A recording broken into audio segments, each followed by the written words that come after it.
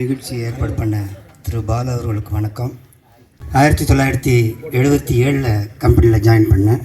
அப்போல்லாம் SSLC, 76 March SSLC, 77 ஜனவரி company.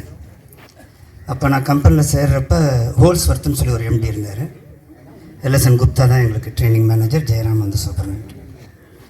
அப்போ வந்து எல்லா விதமான கடித போக்குவரத்துகள் ட்ரைனிங் சென்டருக்கு தான் வரும். அதை எடுத்துகிட்டு போய் கொடுக்கணும். முதல் ரூமில் தான் திரு சேஷசாயர் சார் இருப்பார். அவரை கிராஸ் பண்ணி உள்ளே போகணும். உள்ளே போய் அப்படி உள்ளே நுழைஞ்ச உடனே ஃபினான்ஷியல் கண்ட்ரோல்னு சொல்லி யாரும் ஒரு சிங் ஒருத்தர் இருந்தார். அப்புறம் அவங்க எம்டி இருப்பார். அவர்கிட்ட போய் கொடுப்போம். எல்லாம் போனோன்னு ஒரு சாக்லேட் கொடுத்தாரு.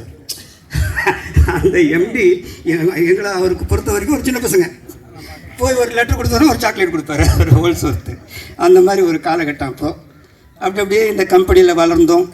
இங்கே இருக்கிற ஸ்ரீதரன் பாலாஜி சார் ஆகட்டும், திரு முருகப்பன் சார் ஆகட்டும், உதயசங்கர் சார் ஆகட்டும், மற்ற அதிகாரிகள் ஆகட்டும், எங்களுடைய தொழிற்சங்க மூத்தவர்கள் ஆகட்டும், எல்லார்ட்டையுமே ஒரு அண்ணன் தம்பி உறவோடு தான் நாங்கள்லாம் பழகணும்.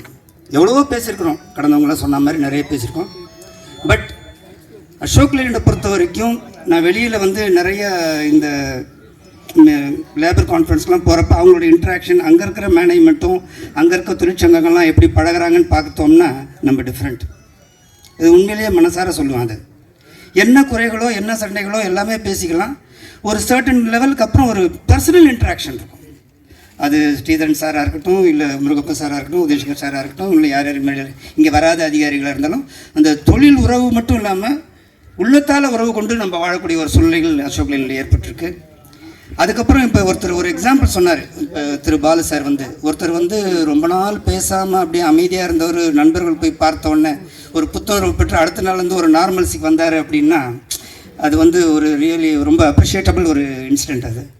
அது மாதிரி நீங்கள் எல்லோரும் சேர்ந்துருக்கிறீங்க, எல்லோரும் பார்த்துருக்குறோம். எல்லோரும் பார்த்தவங்களாம் பேர் தெரியாட்ட கூட பார்த்தா இவரை எங்கேயோ பார்த்துருக்குறோம் அப்படின்ற ஒரு நினைவோடு ஒரு புன்முறுவலோடு பார்க்குறப்ப மகிழ்ச்சியாக இருக்குது.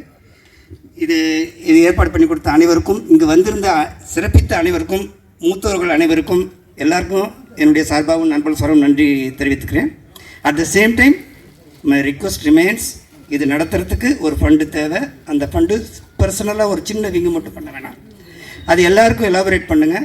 பர்சனல் கமிட்மெண்ட் வரும். தேங்க்யூ.